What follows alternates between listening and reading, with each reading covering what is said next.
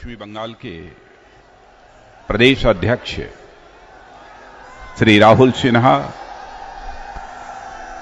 और बहनों भाइयों, जिन्हें हम, आप और सारा हिंदुस्तान 2014 में अपने प्रधानमंत्री के रूप में देखना चाहता है, ऐसे आदरणीय नरेंद्र मोदी जी, भारतीय जनता पार्टी के राष्ट्रीय महासचिव और पश्चिमी बंगाल के प्रभारी श्री वरुण गांधी, सह प्रभारी श्री सिद्धार्थनाथ सिंह, झारखंड के पूर्व मुख्यमंत्री श्री अर्जुन मुंडा, राष्ट्रीय प्रवक्ता श्री शाहनवाज हुसैन और संगीत की दुनिया के मानी जानी शख्सियत श्री बप्पी लहरी जी और हिंदुस्तान ही नहीं बल्कि दुनिया के माने जाने जादूगर श्री पीसी सरकार जी, यहां उपस्थित मेरे सभी सम्मानित बहनों एवं भाइयों,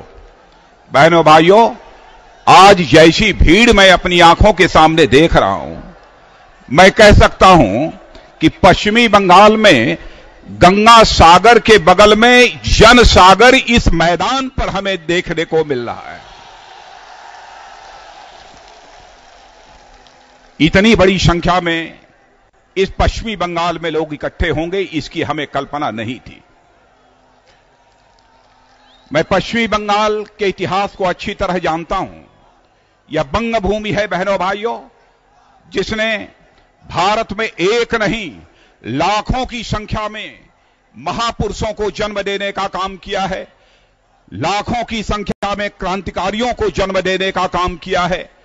और जिस राष्ट्रगान और राष्ट्रगीत को हम गाते हैं, इस राष्ट्रगान और राष्ट्रगीत को बनाने वाला यदि कोई रहा है तो इसी पश्चिमी बंगाल की मां की कोख से पैदा हुए ही महापुरुषों ने राष्ट्रगान और राष्ट्रगीत बनाने का काम किया है। कौन भूल सकता है चैतन्य महाप्रभु को? कौन भूल सकता है स्वामी रामकृष्ण परमहंस को?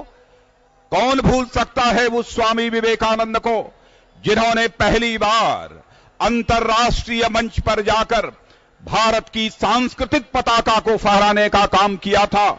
यदि कोई पूछे कि सचमुच हिंदुस्तान का ग्लोबल यूथ कौन है, पहला ग्लोबल यूथ कौन है, मैं यही कहूंगा कि भारत का पहला ग्लोबल यूथ यदि कोई हुआ है तो उस ग्लोबल यूथ का नाम है स्वामी विवेकानंद, जो पश्चिमी बंगाल की मां की कोख से पैदा हुए थे। महर्षि अरविंद, रविंद्रनाथ टैगोर, बंकिम चंद्र चटर्जी, नेताजी सुभाष चंद्र बोस, इन्हें कौन भुला सकता है? वह नेताजी सुभाष चंद्र बोस जिन्होंने हिंदुस्तान के नौजवानों का आह्वान करते हुए कहा था, तुम मुझे खून दो, हम तुम्हें आजादी देंगे। बहनों भाइयों, ऐसा बहादुर भी यदि कोई स्वतंत्रता संग्राम सेनानी पैदा हुआ तो यह पश्चिमी बंगाल की मां की कोख से ही ऐसा स्वतंत्रता संग्राम सेनानी पैदा हुआ है। इसलिए ऐसी यह महान बंग भूमि के संबंध में इतना ही कहना चाहूंगा, बंगलार एई पवित्र माटी को आमी प्रणाम जानाई। बहनों भाइयों, भारतीय जनता पार्टी का पश्चिमी बंगाल के साथ एक बहुत ही अटूट रिश्ता है। जिस विचारधारा को लेकर हम इस हिंदुस्तान में भारतीय जनता पार्टी की राजनीति कर रहे हैं, इस विचारधारा का बीजारोपण करने वाला इस हिंदुस्तान में यदि कोई शख्सियत है तो आप भी जानते हैं, हम भी जानते हैं, सारा हिंदुस्तान जानते हैं, वह डॉक्टर श्यामा प्रसाद मुखर्जी हैं, जो कि इसी पश्चिमी बंगाल की मां की कोख से पैदा हुए थे। स्वतंत्र भारत के इतिहास में पहली बार कांग्रेस का मुखर विरोध करने वाला यदि कोई नेता पैदा हुआ तो इसी पश्चिमी बंगाल की धरती से पैदा हुए डॉक्टर श्यामा प्रसाद मुखर्जी थे, जिन्होंने भारतीय जनसंघ की स्थापना की। और आज वही भारतीय जनसंघ आगे बढ़ते बढ़ते भारतीय जनता पार्टी का रूप धारण कर लिया है। और आज सारी हिंदुस्तान की जनता का भरोसा और विश्वास है कि सचमुच भारत को महान भारत यदि कोई राजनीतिक पार्टी से हिंदुस्तान में बना सकती है तो केवल और केवल भारतीय जनता पार्टी ही बना सकती है। इसका श्रेय भी यदि किसी को जाता है तो इसी महान बंगाल के सपूत डॉक्टर श्यामा प्रसाद मुखर्जी को इसका पूरा श्रेय जाता है। बहनों भाइयों, आज पश्चिमी बंगाल का कोई व्यक्ति जम्मू कश्मीर बिना परमिट के लिए जाता है। नॉर्थ ईस्ट का कोई व्यक्ति बिना परमिट के यदि जम्मू कश्मीर जाता है तो उसका भी श्रेय यदि किसी को दिया जाना चाहिए परमिट की व्यवस्था को समाप्त करने के लिए तो वह भी इसी पश्चिमी बंगाल के लाल डॉक्टर श्यामा प्रसाद मुखर्जी को ही दिया जाना चाहिए।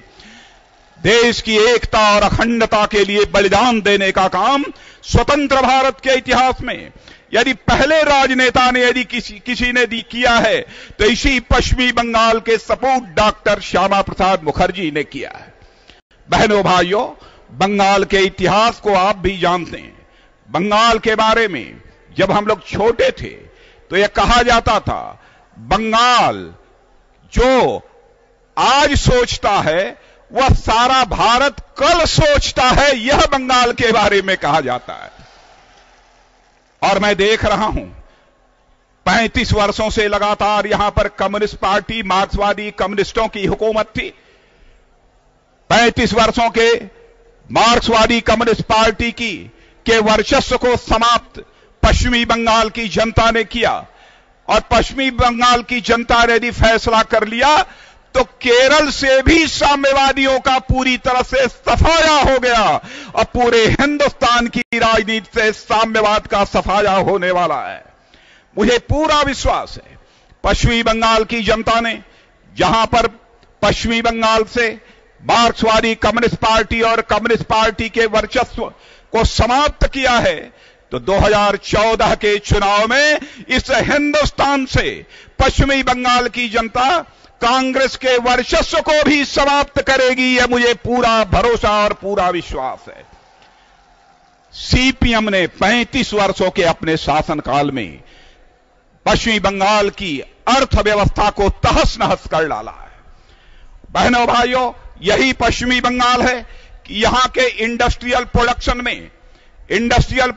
में जहां पर केवल वेस्ट बंगाल एक राज्य का कंट्रीब्यूशन 24% हुआ करता था तो इन सीपीएम के लोगों के शासनकाल में वह घटकर केवल 4% रह गया है। सारे बड़े बड़े उद्योग पश्चिमी बंगाल के पूरी तरह से समाप्त हो गए। यहां के जूट उद्योग के बारे में तो हमसे भी बेहतर आप लोग जानते हैं।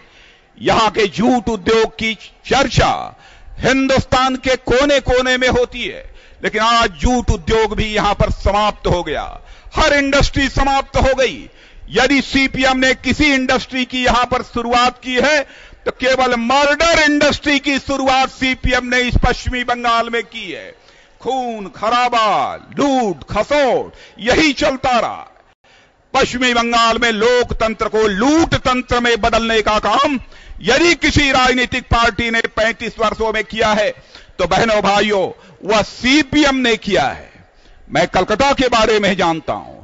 कलकत्ता यह कभी जॉय ऑफ सिटी, आनंद की नगरी कही जाती थी, लेकिन आज आए दिन कलकत्ता के अंदर लूट, हत्या, बलात्कार की घटनाएं होती रहती हैं। और central crime report, national crime report bureau की रिपोर्ट है कि सर्वाधिक अपहरण और हत्या की घटनाएं हिंदुस्तान के किसी राज्य में होती हैं तो बहनों भाइयों वह पश्चिमी बंगाल में होती हैं। मैं समझता हूं कि पश्चिमी बंगाल के बहनों भाइयों के लिए इससे बड़ी और चुनौती क्या हो सकती है। यह एक समय था कि भारत के कुल प्रोडक्शन में, कुल उत्पादन में इस पश्चिमी बंगाल का कंट्रीब्यूशन 13% हुआ करता था, लेकिन आज केवल 7% यहां पर रह गया है।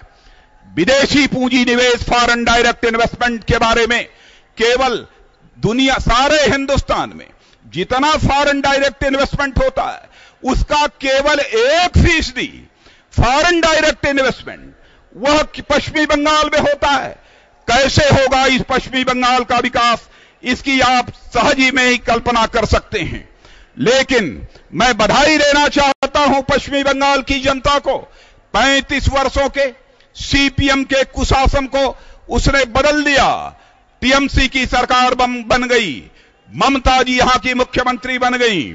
ममता जी को मैं कहना चाहता हूं, पश्चिमी बंगाल की जनता ने ममता जी बहुत विश्वास के साथ, बहुत भरोसे के साथ परिवर्तन किया था, लेकिन सचमुच परिवर्तन का एहसास जैसा पश्चिमी बंगाल को होना चाहिए था, जिस तेजी के साथ परिवर्तन का एहसास पश्चिमी बंगाल की जनता को होना चाहिए था, वह परिवर्तन का एहसास तेजी के साथ नहीं हो रहा है। मैं यह भी जानता हूं 2,26,000 करोड़ रुपए का कर्ज यहां पश्चिमी बंगाल की सरकार के ऊपर है। 28,000 करोड़ का भुगतान प्रतिवर्ष स्टेट गवर्नमेंट को करना पड़ता है। स्टेट गवर्नमेंट की माली हालत को सीपीएम ने पूरी तरह से बर्बाद कर दिया है। पश्चिमी बंगाल को सीपीएम ने खोखला बना दिया है।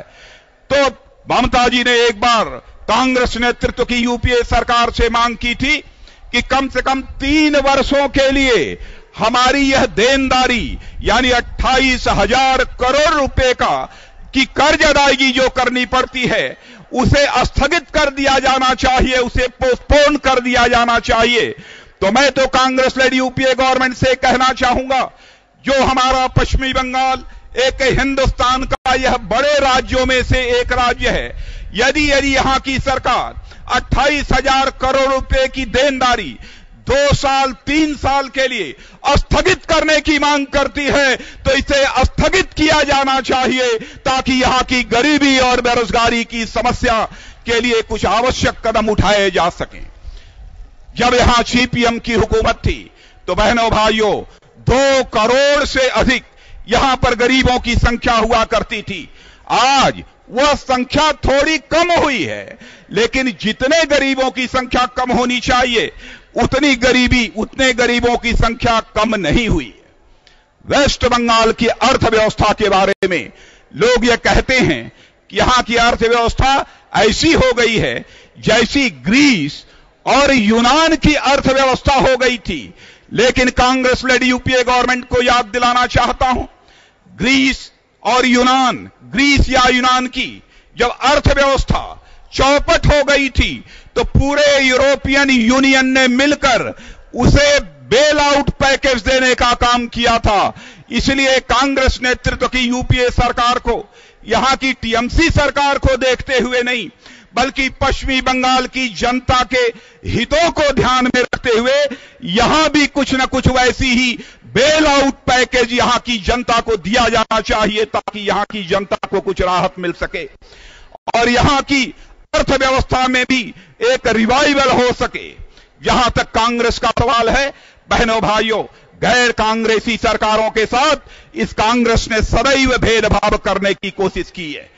और आज भारत में रीजनल इंबैलेंस, क्षेत्रीय असंतुलन यदि पैदा हुआ है, तो इसी कांग्रेस की भेदकारी नीतियों के कारण ही भारत में इस प्रकार का रीजनल इंबैलेंस पैदा हुआ है। लेकिन आपको विश्वास दिलाना चाहता हूं, जिस दिन नरेंद्र मोदी जी भारत के प्रधानमंत्री बनेंगे, बहनों भाइयों, हिंदुस्तान का एक भी कोना, चाहे वह नॉर्थ हो, चाहे साउथ हो, चाहे ईस्ट हो, चाहे वेस्ट हो, चाहे नॉर्थ ईस्ट हो, शेष नहीं बचेगा जिसका कि एक समग्र विकास न हो, कॉम्प्रिहेंसिव और इंटीग्रेटेड जिसका डेवलपमेंट न हो। ऐसा एक भी क्षेत्र नहीं बचेगा, यह आपको विश्वास दिलाता हूं। आपसे तो आज यही अपील करने आया हूं, बहनों भाइयों, कांग्रेस ने देश को बर्बाद किया है, महंगाई बढ़ाई है, भ्रष्टाचार बढ़ाया है। सारे भ्रष्टाचारों की चर्चा नहीं करना चाहता हूं।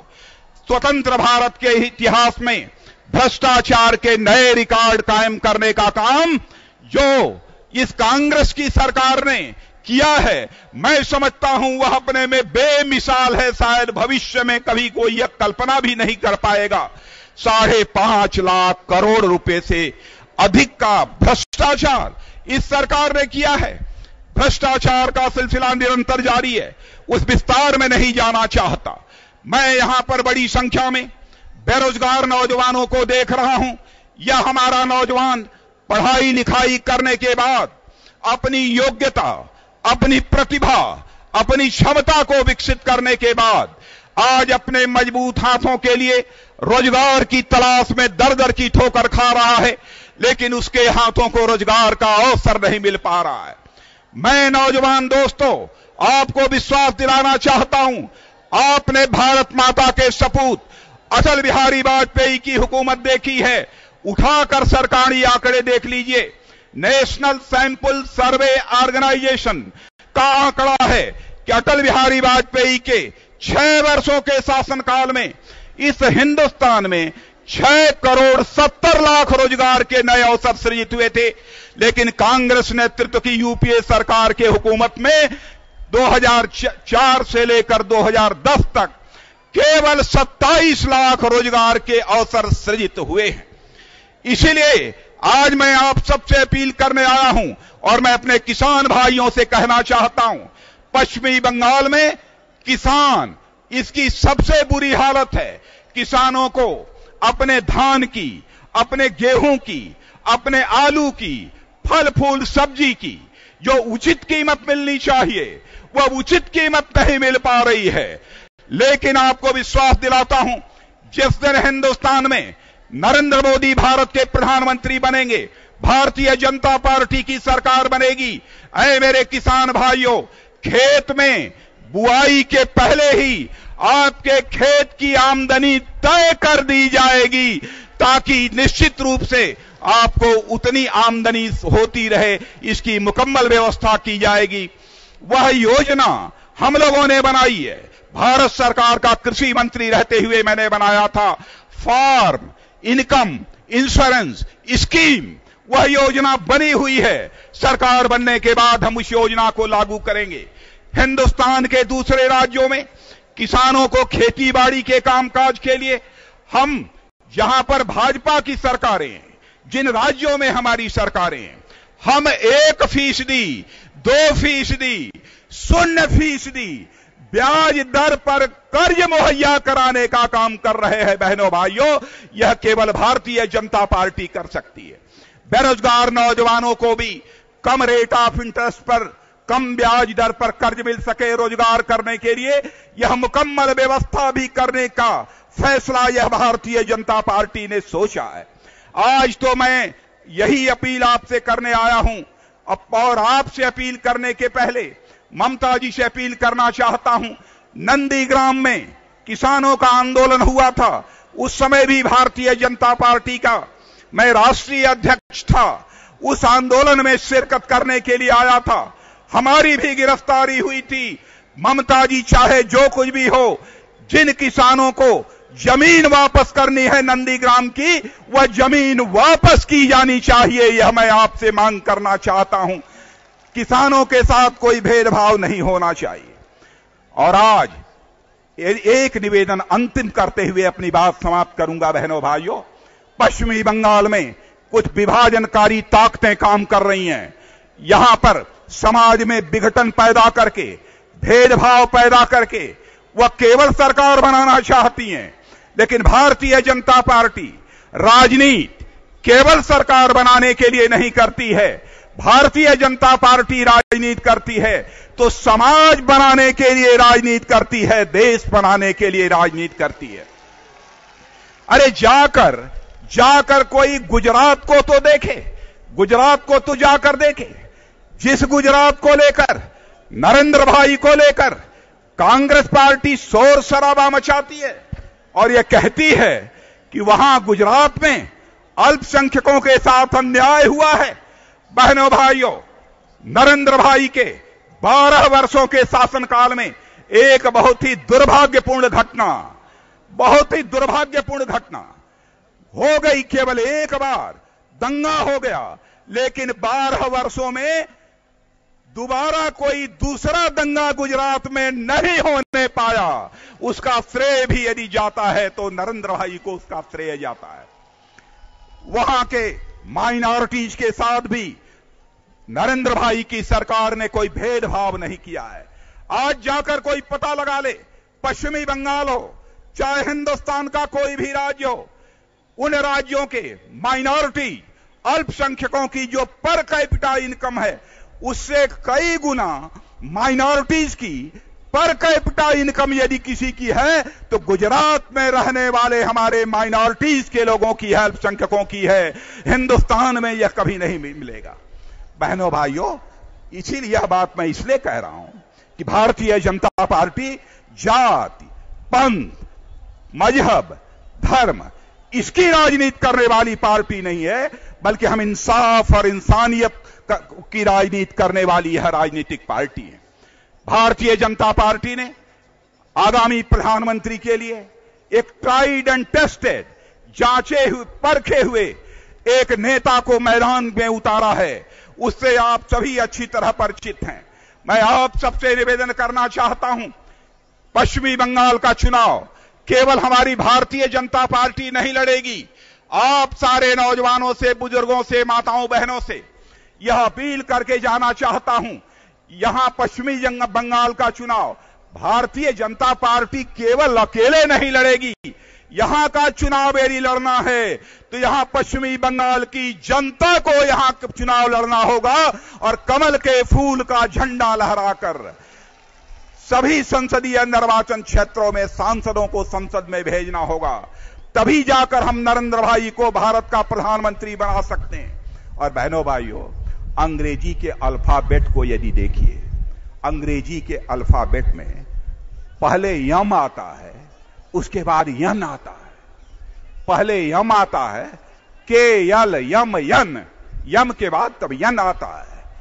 अब भारत में इस समय प्रधानमंत्री कौन है? यम, मनमोहन सिंह। अगला प्रधानमंत्री कौन होगा? यन, नरेंद्र मोदी अगला प्रधानमंत्री होगा। इसलिए बहनों भाइयों, इतना ही आप सबसे अनुरोध करते हुए और एक अपील यह भी करते हुए कि बहनों भाइयों, आज मैं हाथ फैलाकर आप सबसे यह अनुरोध करने के लिए आया हूं कि पश्चिमी बंगाल के सभी लोकसभा सीटों पर भारतीय जनता पार्टी का परचम फहराइए और 40 के 40 संसदीय निर्वाचन क्षेत्रों में जितना अधिक से अधिक सांसद आप भेज सकते हैं, आप भारत की लोकसभा में भेजिए।